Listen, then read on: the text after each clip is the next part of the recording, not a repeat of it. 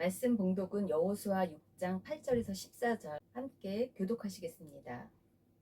여호수아가 백성에게 이르기를 마침에 제사장 7은 양각 나팔 7을 잡고 여호와 앞에서 나아가며 나팔을 불고 여호와의 언약궤는 그 뒤를 따르며 그 무장한 자들은 나팔 부는 제사장들 앞에서 행진하며 후군은 개 뒤를 따르고 제사장들은 나팔을 불며 행진하더라. 여호수아가 백성에게 명령하여 이르되 너희는 외치지 말며 너희 음성을 들리게 하지 말며 너희 입에서 아무 말도 내지 말라. 그리하다가 내가 너희에게 명령하여 외치라 하는 날에 외칠지니라 하고 여호와의 궤가 그 성을 한번 돌게 하고 그들이 진영으로 들어와서 진영에서 자니라. 또 여호수아가 아침에 일찍 일어나니 제사장들이 여호와의 궤를 메고 제사장 7은 양각 나팔 7을 잡고 여호와의 궤 앞에서 계속 행진하며 나팔을 불고 무장한 자들은 그 앞에 행진하며 후군은 여호와의 궤 뒤를 따르고 제사장들은 나팔을 불며 행진하니라. 그 둘째 날에도 그 성을 한 번 돌고 진영으로 돌아오니라. 엿새 동안을 이같이 행하니라. 아멘. 말씀 제목은 하나님의 전략입니다. 모세의 그림자처럼 여호수아가 모세의 수종자로 시작한 여호수아가 여호수아 24장 29절에는 여호와의 종이라고 그를 평가합니다. 이 이스라엘 백성은 가나안 정복의 첫 관문인 여리고성을 정복하려고 합니다. 그들의 전략은 인간적인 것이 아니라 하나님의 전략대로 그들이 순종합니다. 그 하나님의 전략을 여호수아가 전하죠. 여호수아는 하나님의 그 명령을 그대로 백성과 제사장들에게 전합니다.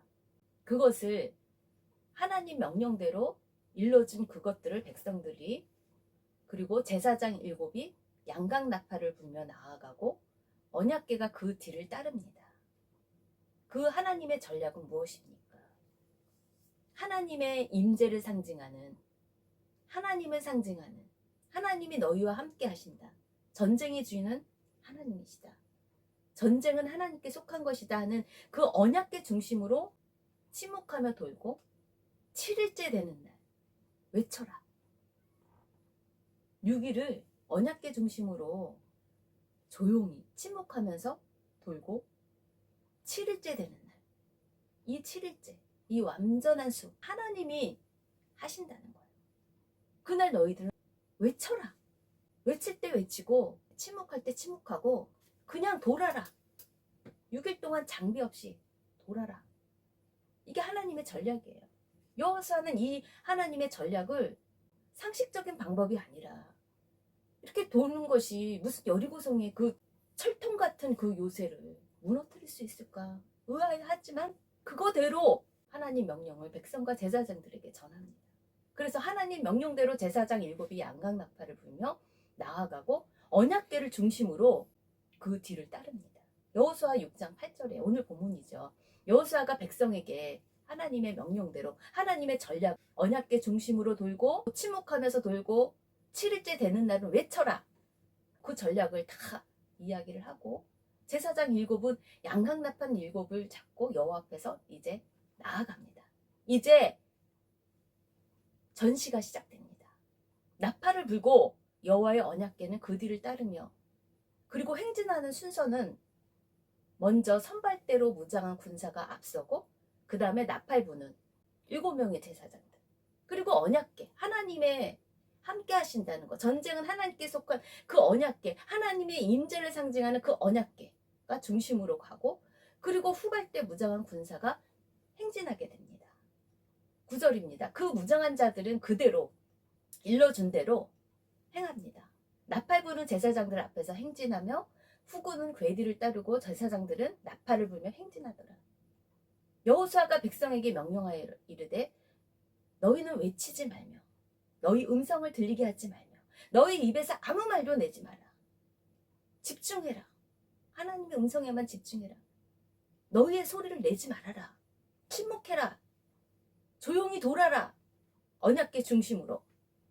하나님 하나님이 싸우신다. 너희가 싸우는 것이 아니다. 내가 너희에게 명령하여 외치라 하는 그 날, 7일째 되는 날, 하나님이 하시는 그날에 너희들은 외쳐라. 그럴 때 여리고성이 무너진다. 그들은 이렇게 하나님의 전략대로 행진합니다. 하루에 한 번씩 6일간 여리고성을 도는 그 전략, 합리적인 것일까요?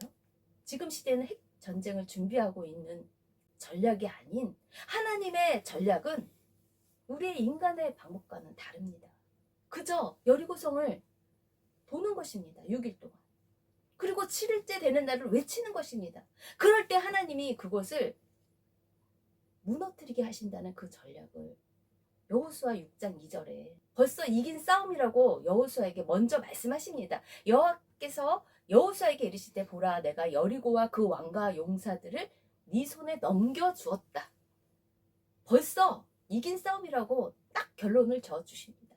그리고 그 세세한 실행 방법을 어떻게 순종하느냐에 따라서 성공이 될 수 있고 실패가 될 수 있다는 거예요. 그것은 백성들이 순종하느냐, 그 말씀대로 순종하느냐, 그렇게 하지 않느냐에 따라서 성패가 갈려진다는 것이에요.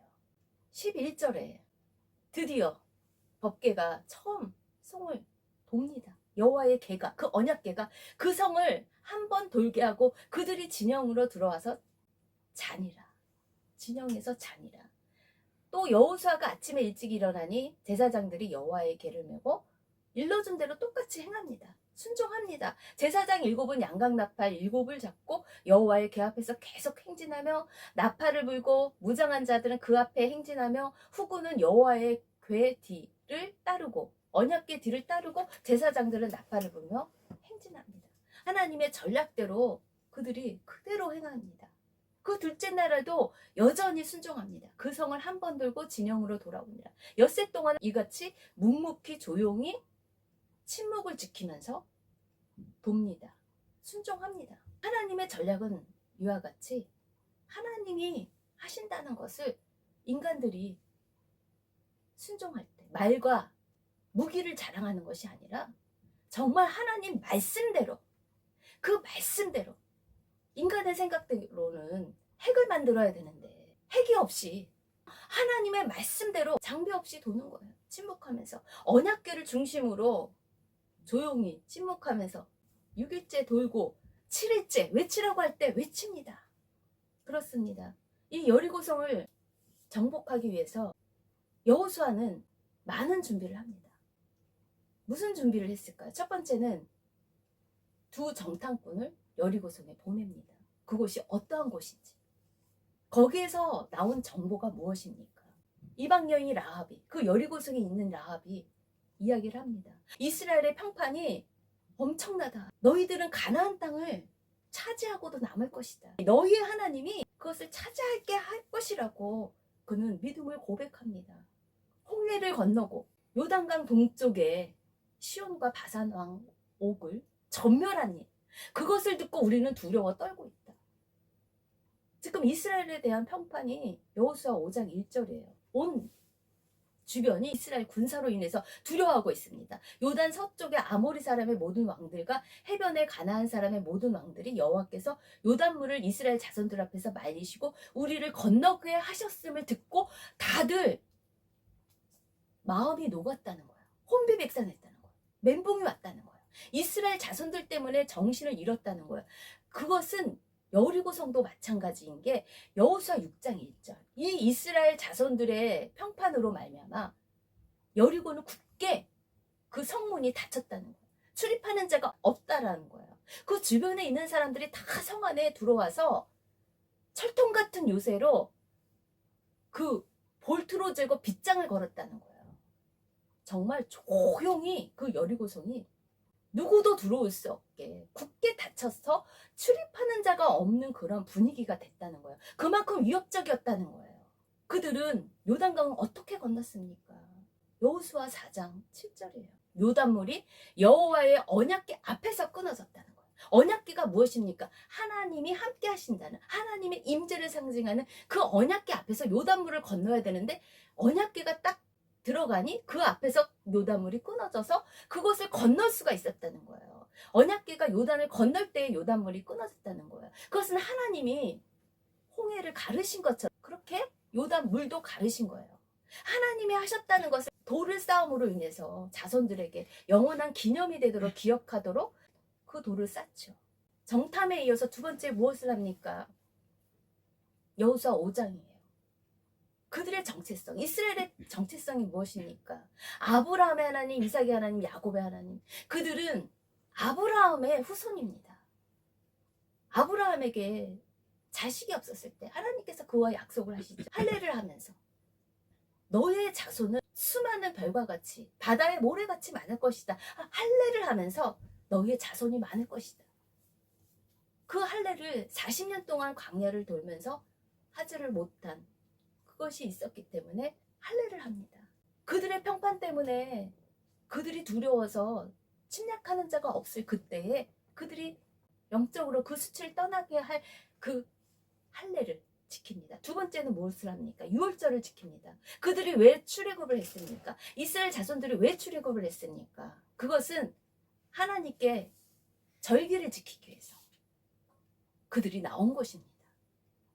유월절 마지막 그 재앙 때 유월절 어린 양의 피를 바른 문설주는 넘어갔지 않습니까? 그 밤에 구원의 사건이 일어나지 않았습니까? 출애굽을 한 그 사건, 유월절의 밤, 유월절의 그 절기를 지킵니다. 세 번째는 무엇입니까? 여호수아에게, 그 대장에게 주님께서 네 신을 벗으라고 합니다.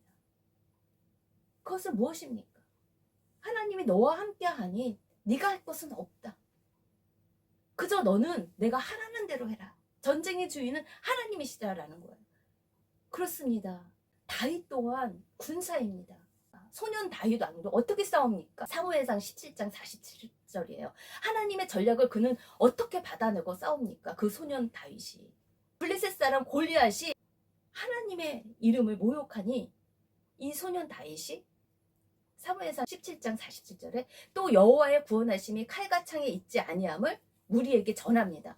이 전쟁은 여호와께 속한 것인즉 그가 너희를 우리 손에 넘기시리라. 다윗이 블레셋 사람에게 이르되 너는 칼과 창과 단창으로 그런 무기로 지금의 핵으로 싸운다 할지라도 나는 만군의 여호와의 이름 곧 네가 모욕하는 이스라엘 군대의 하나님의 이름으로 내게 나아가노라.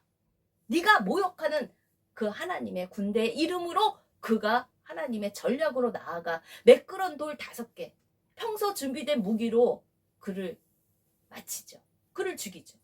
그렇습니다. 하나님의 전략은 인간이 보기에는 보잘것없는 상식이 통하지 않는 불합리할 것 같은 것들이라도 하나님이 하신다 하면 하나님이 말씀하시면 이긴 싸움입니다. 우리는 십자가 군병입니다. 하나님의 군사로서 우리는 7일째 되는 이 주님의 날 우리가 하나님의 말씀을 듣고 하나님의 말씀을 우리가 그대로 지켜서 세상에 나가서 저희들을 미혹하는 왕망되는 그러한 세상의 것들에 대해서 하나님의 말씀을 언약궤를 중심으로 오늘 주님께서 주신 그 선포한 그 믿음의 말씀대로 전진할 때 우리는 벌써 이긴 싸움을 싸웁니다. 왜?